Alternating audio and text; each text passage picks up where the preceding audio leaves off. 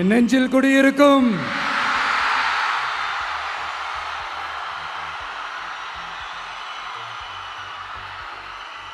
தமிழக மக்கள் உங்கள் அனைவருக்கும் என்னுடைய வணக்கமும் என்னுடைய நன்றிகளும். குறிப்பா திருச்சி கிழக்கு தொகுதி மக்கள் உங்கள் அனைவருக்கும் என்னுடைய ஸ்பெஷல் வணக்கமும் ஸ்பெஷல் நன்றிகளும்.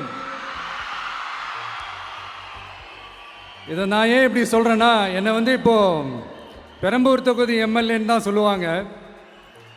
பட் ஆனால் அது எலெக்ஷன் கமிஷனோட அந்த சட்ட விதிகளுக்கு மட்டும்தான் அப்படி. ஆனால் என்னை பொறுத்த வரைக்கும், தமிழ்நாட்டை பொறுத்த வரைக்கும், தமிழ்நாட்டுக்கு எப்படி திருச்சி ஒரு இதயம் மாறியோ, அந்த மாதிரி என்னோட இதயத்துக்கு திருச்சி கிழக்கு தொகுதி மக்களும் ரொம்ப ரொம்ப ரொம்ப க்ளோஸ் தான். அதுல எந்த மாற்றமும் கிடையாது. சரிங்களா?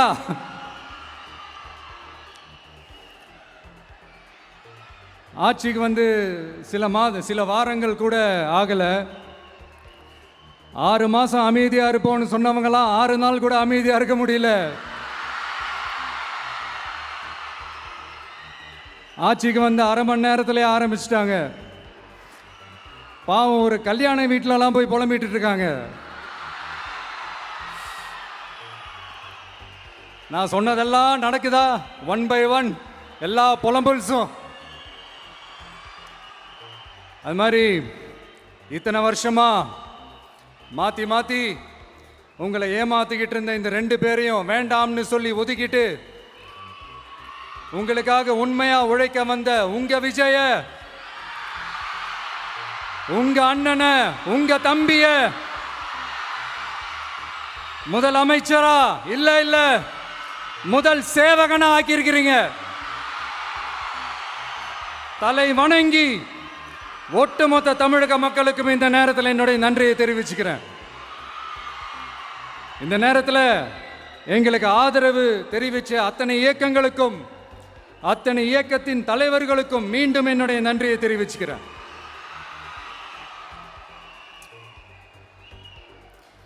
புரட்சி தலைவர் எம்ஜிஆர் அவர்களுடைய முதல் தேர்தலில் கூட இந்த அளவுக்கு ஒரு ஓட் பர்சன்டேஜ் வாங்கலை அப்படின்ட்டு நிறைய பேர் சொன்னாங்க. ஆனால் நீங்கள் டிவி கேட்க அவ்வளோ நீங்கள் ஆதரிச்சிருக்கிறீங்க. நான் எம்ஜிஆர் அவர்களோடலாம் நான் கம்பேர் பண்ணல. எம்ஜிஆர் தான்.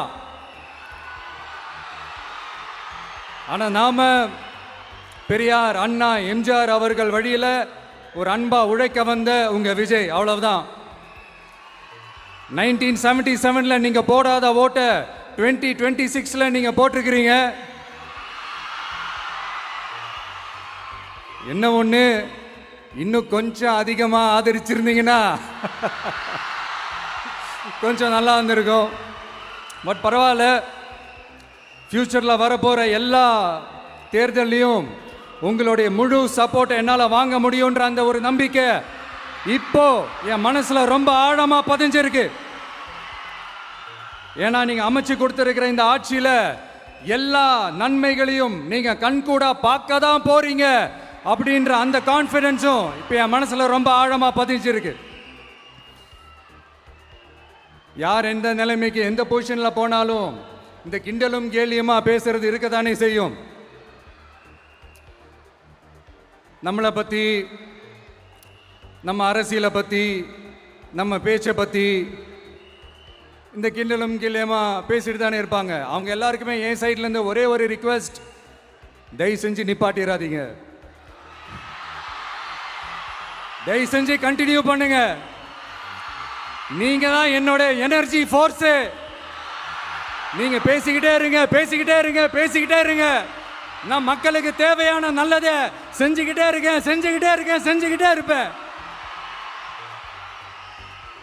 அடுத்து இப்போ நம்ம புதுசாக அந்த சூட்லாம் போட்டு வரோம்ல, அதை பற்றி கூட நிறைய பேர், ஏன் நாமெல்லாம் கோட் சூட்லாம் போடக்கூடாதா? அதிகாரம் செய்கிறவங்களும் ஆதிக்க சக்திகளும் மட்டும்தான் கோட் சூட்லாம் போடணுமா என்ன? அப்பெல்லாம் எதுவுமே கிடையாது. நான் என்ன கலராக போட்டு வரேன், 2 கலர். நம்ம எல்லாரும் மனசு மாதிரியே பிளாக் அண்ட் ஒயிட். எல்லாத்திலும் பிளாக் அண்ட் ஒயிட்டா இந்த விஜய் இருப்பான் அப்படின்னு காட்டுறதுக்கு தான் அந்த கலர். அடுத்து அந்த பிளாக் கூட யாரை குறிக்கும் எதை குறிக்கும்ன்றது நான் சொல்லி தான் தெரியணும்னு அவசியம் இல்லை, அது உங்களுக்கே நல்லா தெரியும். எல்லாத்துக்கும் இப்படி வழக்கம் சொல்லிக்கிட்டு நசன் பேசுகிற டைப்பும் நம்ம கிடையாது, உங்களுக்கே தெரியும். அதிகபட்சமாக எல்லா மீட்டிங்கிலும் 20 நிமிஷம்குள்ளே தான் நான் பேசியிருக்கிறேன். அதனால் இப்போ மக்கள் என்கிட்ட என்ன சொல்கிறாங்க அப்படின்னா, இந்தப்பா விஜய், நீ எங்களுக்காக உழைக்கிறதுக்காக வந்திருக்கிற, அந்த வேலையை மட்டும் பாரு, உன்னை பற்றி பேசுகிறவங்கள நாங்கள் பார்த்துக்கிறோம்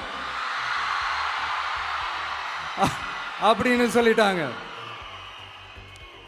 சரி, ஆனதாச்சு. இப்போ என்ன, உனக்கு எதிரிகளே இல்லையா அப்படின்லாம் கேட்டேன். அப்படிலாம் நான் சொல்ல மாட்டேன், அப்படிலாம் நான் நினைக்கவும் மாட்டேன், அப்படி நினைக்கவும் கூடாது. இப்பவும் சொல்கிறேன், அரசியல் ரீதியாக சொல்கிறேன், 2 பேருக்கு நடுவில் தான் போட்டியே. ஒன்று இன்னொன்று, எஸ், ஒன்று டிவிக்கு, இன்னொன்று டிஎம்கே.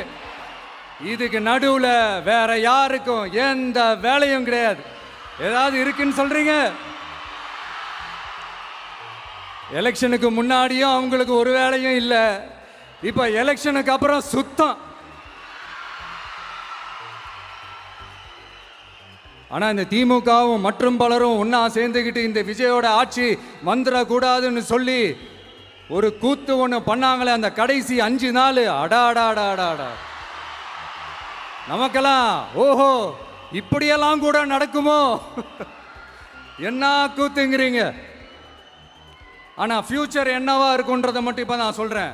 உங்களுக்காக உண்மையா உழைக்க வந்த இந்த விஜயா, இல்ல இந்த விஜயோட ஆட்சி அமைஞ்சிடக்கூடாதுன்னு தடுக்க நினைச்ச ஸ்டாலின் சாரா, அவ்வளவுதான்.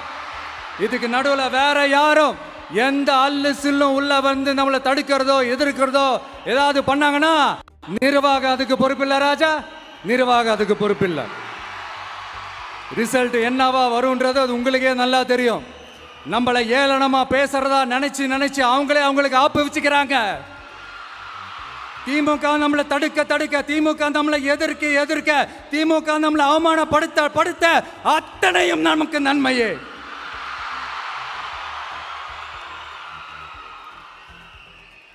ஒன்று கவனிச்சிங்களா மக்களே, நம்ம ஆட்சிக்கு வந்ததுக்கு அப்புறம் ஒரு விஷயம் ஒன்று நடந்துகிட்டு இருக்கு. இது இந்த ஜென்சி தலைமுறையை அட்ராக்ட் பண்றதுக்காக இங்கிலீஷ் தமிழ் கலந்த அறிக்கை, அது சொல்ல வந்த நினைச்சிங்களா? அந்த காமெடி எல்லாம் கிடையாது. அடுத்து இந்த ரியாலிட்டியை மறந்துட்டு இந்த ரீல்ஸ் போடுறது, அது சொல்ல வந்தீங்களா? அந்த காமெடியும் கிடையாது. இது சீரியஸாக ஒரு விஷயம் நடந்துகிட்டு இருக்கு. முன்னெல்லாம் சட்டசபையில் யார் பேசுனா நமக்கு என்ன, யார் அடிச்சுக்கிட்டா நமக்கு என்னன்னு இருந்த கூட்டம்லாம் இப்போ சட்டசபையில் என்ன நடக்குது, என்ன பேசிக்கிறாங்கன்றது ரொம்ப உன்னிப்பாக கவனிக்கிறாங்க. கவனிச்சிங்களா? திமுக ஸ்டைல்லையே சொல்லணும்னா ரீல்ஸ் போட்ட கூட்டம்லாம் இப்போ நியூஸ் பார்த்துக்கிட்டு இருக்கிறாங்க. அதில் நமக்கு சந்தோஷம்தான், பெருமை தான். நம்மளுடைய யங்ஸ்டர்ஸ், நம்ம பெண்கள் எல்லாம் அந்த அரசியல் என்னன்னு தெரிஞ்சுக்கணும், அந்த அரசியல் என்னன்னு புரிஞ்சுக்கணும்னு அப்படி ஒரு விழிப்புணர்வு ஏற்பட்டிருக்கு. அதில் எங்களுக்கு சந்தோஷம்தான். இதெல்லாம் யாரால நடந்திருக்கின்றது நான் சொல்லி தான் உங்களுக்கு தெரியணும்னு அவசியம் இல்லை, அது உங்களுக்கே நல்லா தெரியும். இப்படிப்பட்ட நம்ம தெய்வங்களை, இப்படிப்பட்ட நம்ம மக்களை தற்குறின்றது இன்னமும் சொல்லிக்கிட்டு இருக்கிறாங்க. நான் காஞ்சிபுரத்தில் சொன்னதை தான் இங்கே நான் திரும்பவும் ரிப்பீட் பண்ணுறேன். நீங்கள் தற்குறின்னு சொன்னீங்களே, அவங்க தான் உங்களோட அரசியல் வாழ்க்கையே ஒரு கேள்விக்குறி ஆக்கியிருக்கிறாங்க. கேள்விக்குறி ஆக்கிட்டாங்க, இன்னமும் ஆக்க போறாங்க. அன்னைக்கு நான் சொன்னப்போ சிரிச்சவங்களாம் இன்னைக்கு என்ன பண்ண போறாங்களோ. உண்மையை சொன்னாதான் அந்த கூட்டத்துக்கு கசக்குமே.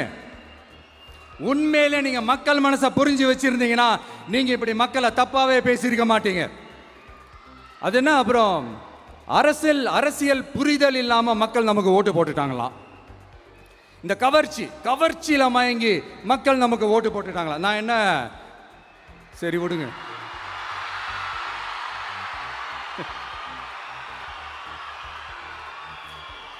மக்கள் அவங்களுக்கு ஓட்டு போட்டா அந்த மக்கள் நல்லவங்களாம், அதே மக்கள் நமக்கு ஓட்டு போட்டா அந்த மக்கள் கெட்டவங்களா, தற்குறியா. இதே மக்கள் தான் இத்தனை வருஷமா அவங்களுக்கு ஓட்டு போட்டுட்டு இருந்தாங்க. உங்களுக்கு மட்டும் என்ன, வேற ஏதாவது பிளானட்ல இருந்து குதிச்சு ஓட்டு போட்டு போனாங்களா? தற்கொரியாமா, தற்கொரி நல்லா வருது, வேணான்னு பாக்குறேன். எங்க அண்ணன் விஜயகாந்த் அண்ணன் சொல்ற மாதிரி, அண்ணா அவர்கள் ஆரம்பிச்ச கட்சியை ஒரு அடிமை கூடாரமா ஆக்குனது யாருங்க சார்? இப்படியெல்லாம் ஆக்கிட்டு உண்மையை சொல்லு உடன்பிறப்பேவா. உங்களோட அந்த உண்மையான உடன்பிறப்புக்கெல்லாம் என்ன சொல்றாங்க தெரியுமா சார்? திமுக இப்படி ஆனதுக்கு காரணம், அந்த காரணத்தை வெளியிலலாம் போய் தேடாதீங்க, உங்க குடும்பத்துக்குள்ளேயே கேளுங்கிறாங்க. உங்களுக்காக மாடா உழைச்சி தேஞ்சு போய் கிடக்கிறோம். திமுக இப்படி ஆனதுக்கு காரணம் உழைக்காம சொகுசா இருக்கிற உங்க குடும்பத்துக்குள்ளேயே போய் கேளுங்கிறாங்க. ஒவ்வொரு திமுக தொண்டனும் அதை சொல்றாங்க. அதை புரிஞ்சிக்காம நம்மளையும் நம்ம மக்களையும் தப்பா பேசிக்கிட்டு, நீங்க மக்களை தப்பா பேசுனீங்கன்னா இந்த விஜய் வந்து கேள்வி கேட்பான், சும்மா இருக்க மாட்டான். இந்த விஜயும் தமிழ்நாட்டு மக்களும் வேறு வேறு இல்லை. இந்த விஜய் தான் தமிழ்நாட்டு மக்களோட ஒரு உண்மையான ஒரே பிரதிநிதி. இது இன்னைக்கும் சரி, நாளைக்கும் சரி, நாளன்னைக்கும் சரி, இதுதான் நிஜம். மறுபடியும் சொல்றேன், நமக்கும் மக்களுக்கும் இடையே இருக்கிற இந்த பூர்வ ஜென்ம பந்தத்தை, அந்த உறவை ஏதோ இந்த சதிகள் சூழ்ச்சிகள் பண்ணி யாராலையும் எதுவும் கெடுக்கவே முடியாது. கெடுக்க ட்ரை பண்ணீங்க நம்ம ஆட்சிக்கெல்லாம் வரதுக்கு முன்னாடி. என்ன சதிகள், என்ன சூழ்ச்சிகள், என்னென்னலாம் பண்ணி எப்படியெல்லாம் தடுத்துடலான்னு. ஆனால் இப்போ ஆட்சிக்கு வந்த இந்த சாமானிய மக்கள் ஆட்சியை நீங்கள் இந்த எதிர்கட்சியாக இருக்கும் போது ஒன்று யூஸ் பண்ணுவீங்களே, இந்த பழைய டெக்னிக்கு, அதெல்லாம் யூஸ் பண்ணி நம்மளையும் மக்களையும் பிரிச்சலாம்னு நினச்சிங்கன்னா அது ஒரு காலம் நடக்காது. மக்கள்லாம் ரொம்ப தெளிவாயிட்டாங்க சார், ரொம்ப தெளிவாயிட்டாங்க. அதனால ஒரு ஆக்கப்பூர்வமான ஒரு எதிர்கட்சியை செயல்பட்டு மக்கள் மனசை வெல்ல பாருங்க. இந்த கடைசி லாஸ்ட் 1 மந்த்தா நடந்த ஒரு சில விஷயங்கள் உங்ககிட்ட நான் ஷேர் பண்ணணும்னு ஆசைப்படுறேன். இந்த 200 யூனிட் மின்சாரம், கட்டணமில்லா மின்சாரம் அறிவித்தோம். அதில் ஆல்ரெடி இருந்த 100 யூனிட் திமுக கொடுத்தது கிடையாது. மேடம் ஜெயலலிதா மேடம் இருந்தப்போ செஞ்சுட்டு போனது. ஸ்டாலின் சார் பதவி போன அந்த கடுப்புல அறிக்கையா விட்டு தள்ளிக்கிட்டு இருக்கிறாரு. என்ன பண்ணீங்க உங்களுடைய ஆட்சியில்? மக்கள் பணத்தை, டாஸ்மாக்ல இருந்து அடிச்ச அந்த பணத்தை, ஊழல் செஞ்ச அந்த ஃபைலை க்ளோஸ் பண்றதுக்கு அலையா அலைஞ்சிங்க. ஆனா இந்த விஜய் மக்களுக்கு தொந்தரவா இருக்கிற அதே டாஸ்மாக க்ளோஸ் பண்ணா. விவசாயிகளோட அந்த கடனை தள்ளுபடி மேக்சிமம் இந்த 1 மந்த்ல என்ன செய்ய முடியுமோ அதை செஞ்சான். நீங்க தான் அந்த நிதி சம்பந்தமா இருக்கிற எல்லா கேட்டையும் லாக் பண்ணி வச்சுட்டு போயிருக்கிறீங்க. அதை சரி செய்ய வேணாமா? அதை ஒழுங்குபடுத்த வேணாமா? அதனால மறுபடியும் சொல்றேன், இந்த விஜய் பொய் சொல்லி ஏமாத்துறதுக்காகலாம் அரசியலுக்கு வரல. உங்க கூடவே நிக்கிறதுக்காக மட்டும்தான் அரசியலுக்கு வந்திருக்கிறேன். அதுல எந்த மாற்று கருத்துமே கிடையாது. கவலையப்படாதீங்க விவசாய பெருமக்களே. அடுத்து இந்த சட்டம் ஒழுங்கு, அது சரியில்லை இது சரியில்லைன்னு சொல்லி திமுகவும் மற்றும் பலரும் மாறி மாறி கூவுறீங்க. நான் ஒன்று கேட்குறேன், இந்த மாடல் அரசுன்னு சொல்றீங்களே, அதில் என்ன செஞ்சு வச்சுட்டு போயிருக்கீங்க? ஒரு ஊர் விடாம, ஒரு தெரு விடாம போதைப் பொருள் கலாச்சாரம் அப்படியே ஸ்ப்ரெட் ஆகி கொட்டி கிடக்குது. அது அப்பவே இனிஷியல் ஸ்டேஜ் அதை நீங்க கண்ட்ரோல் பண்ணியிருந்தீங்கன்னா இத்தனை பெண்களை இழக்க வேண்டிய ஒரு சூழ்நிலை ஏற்பட்டிருக்குமா? எல்லாத்தையும் பண்ணிட்டு பழியை தூக்கி ஏன் மேல போடுறாங்க. நீங்க என்ன பழி நம்ம மேல போட்டாலும் மக்கள் நிம்மதியா வாழக்கூடிய அந்த செயலை கண்டிப்பா இந்த விஜய் செஞ்சுதான் காட்டுவான். அதுக்காக தான் எஃபிஷியன்டான போலீஸ் ஆபீசர்ஸ் நான் அப்பாயிண்ட் பண்ணியிருக்கிறேன். எஃபிஷியன்டான அந்த போலீஸ் ஆபீசர்ஸ் டீம் நான் அப்பாயிண்ட் பண்ணியிருக்கிறேன்.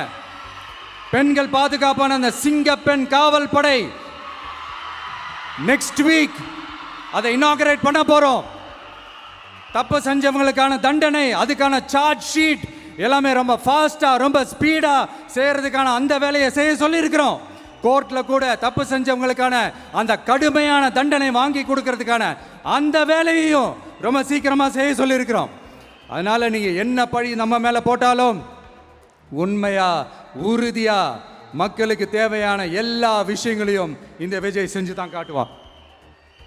இப்படியெல்லாம் நம்ம சொல்றதுனால இவங்க என்ன சொல்லுவாங்க தெரியுமா? அவங்க தான் ஆட்சியிலே இல்லையே, அப்புறம் ஏங்க அவங்கள குறை சொல்றீங்க அப்படின்னு கேட்பாங்க. வேரில் வெந்நியை ஊற்றிட்டு போனவங்கள வெளிச்சம் போட்டு காட்டாம பின்ன வேற என்ன சொல்லுவாங்க? இதெல்லாம் மக்கள்கிட்ட நம்ம தெளிவாக எடுத்து சொல்லணும் இல்லையா? அதுக்காக தான் இதெல்லாம் சொல்லிட்டு இருக்கிறேன். நம்ம மக்களுக்காக இவ்வளோ வேலை பார்க்குறோம், ஆனால் இவங்க அதையெல்லாம் விட்டுட்டு குதிரை பேரம் பண்ணுறாரு, அது பண்ணுறாரு, இது பண்ணுறாருன்னு சொல்லிட்டு தப்பாக கதையெல்லாம் அடித்து விட்டுக்கிட்டு இந்த தீய சக்தியும் தீந்து போன சக்தியும் அதாங்க திமுகவும் மற்றும் பலரும் ஒன்னா சேர்ந்துக்கிட்டு திருட்டுத்தனமா யாருக்கும் தெரியாம ஒரு ஓரமா மூலையில உட்கார்ந்துட்டு பேரம் பேசி கூட்டு சேர்ந்து ஆட்சி அமைச்சு கொள்ளையடிக்க திட்டம் போட்டாங்க. அது ஏன் தெரியுமா? உங்களோட இந்த டிவிக்கு ஆட்சி அமைஞ்சா அவங்க பொழப்பே போயிடும். அந்த கொள்ளையடிக்கிறது, லஞ்சம், ஊழல் எல்லாமே கத்தம். அதான் இந்த காரணம். அடுத்து ஸ்டாலின் சார், திமுக இப்போ தீய சக்தி மட்டும் இல்ல, மக்களை விட்டு ரொம்ப தூரமா போன தூர சக்தி, ஓர சக்தி, கோர சக்தி, பார சக்தி. நீங்க எப்போ இந்த தீந்து போன சக்தியோட நீங்க கூட்டு சேர்ந்துக்கிட்டு ஆட்சி அமைக்கணும்னு நினைச்சீங்களோ, அப்பவே இந்த திமுக தூர்ந்து போன சக்தியாகவும் ஆயிடுச்சு. நீங்களாம் நம்மளை பத்தி அவதூறு பேசலாமா சார்? இது நியாயமா? மக்களை இவ்வளவு பெரிய மக்கள் சக்தி நம்மளோடு இருக்கும் போது நமக்கு எதுக்கு வேற அரசியல்? எலெக்ஷன்ல 50-60 வருஷமா இருந்த சாதிய உடைச்சிருக்கிறோம், மதத்தை உடைச்சிருக்கிறோம், காசு கொடுத்து ஓட்டு வாங்கறத உடைச்சிருக்கிறோம். நாம எது செஞ்சாலும் கான்ஸ்டிடியூஷன்ல தான் செய்வோம். நாம சிங்கிள் மெஜாரிட்டி வாங்கி இருந்தாலும் நம்மளை நம்பி முறையா கூட்டணியில கட்சியில ஆதரிக்க வர்றவங்களை அரவணைச்சு தான் இருப்போம். நான் இப்பவும் மீண்டும் டிக்ளேர் பண்றேன், டிவிகே ஆட்சி எந்த பாகுபாடும் இல்லாம எல்லாருக்குமான ஒரு ஆட்சியா தான் இருக்கும். அதுல எந்த மாற்றமும் கிடையாது. ஸ்டாலின் சார் மாதிரி ஊசலாட்டம் இருக்கவே இருக்காது. மதச்சார்பற்ற கொள்கையில சமரசமே இல்லை. மாநில உரிமைகளை விட்டு கொடுக்கவே மாட்டோம். நதி நீர் உரிமைகளை விட்டு கொடுக்கவே மாட்டோம். சமூக நீதி, சம நீதிய, சமத்துவ நீதிய ஒரு நாளும் விட்டு கொடுக்கவே மாட்டோம். அதனால திருச்சி கிழக்கு தொகுதி மக்களே, தமிழ்நாட்டில் இருக்கிற 234 தொகுதியும் நம்ம தொகுதி தான். அதுல எந்த கட்சி ஜெயிச்சிருந்தாலும் அது நம்ம தொகுதி தான். பெரம்பூரா இருக்கட்டும், திருச்சி கிழக்கா இருக்கட்டும், எனக்கு 2 கண்கள் மாதிரி. அதுலயும் திருச்சி கிழக்கு என் செல்லப்புள்ள மாதிரி. அதனால வரப்போற இடைத்தேர்தல்ல உங்க வீட்டில் இருக்கிற ஒருத்தரை, உங்கள ஒருத்தரை தான் வேட்பாளரா நிக்க வைக்க போறோம். நீங்க எப்படி இந்த விஜய்க்கு ஆதரவு கொடுத்து ஓட்டு போட்டு ஜெயிக்க வச்சீங்களோ, அதே மாதிரி வரப்போற இடைத்தேர்தல்ல உங்களுடைய அந்த வேட்பாளரையும் ஜெயிக்க வைப்பீங்கன்ற அந்த ஒரு நம்பிக்கை நான் முழுமையாக தான் நம்புறேன். உங்களுக்காக உழைக்க வந்திருக்கிறேன். உங்களுக்காக எல்லா விஷயத்தையும் நான் பார்த்து செய்வேன். ஊழல் இல்லாத, லஞ்சம் இல்லாத ஒரு ஆட்சியை நான் கொடுப்பேன். I understand. ஒரே நாள் அது நடக்காததான், மேஜிக் இல்லை. பட் ஒரு நாள் அதை நான் நடக்க வைப்பேன்.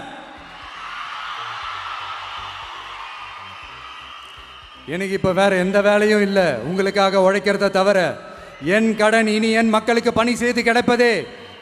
மீண்டும் என்னை ஜெயிக்க வச்ச தமிழக மக்களுக்கும் திருச்சி கிழக்கு தொகுதி மக்களுக்கும் மீண்டும் என்னுடைய நன்றியை தெரிவிச்சுக்கிட்டு கான்பிடென்டா இருங்க, நல்லதே நடக்கும், வெற்றி நிச்சயம். மீண்டும் சந்திக்கும் வரை நன்றி, வணக்கம்.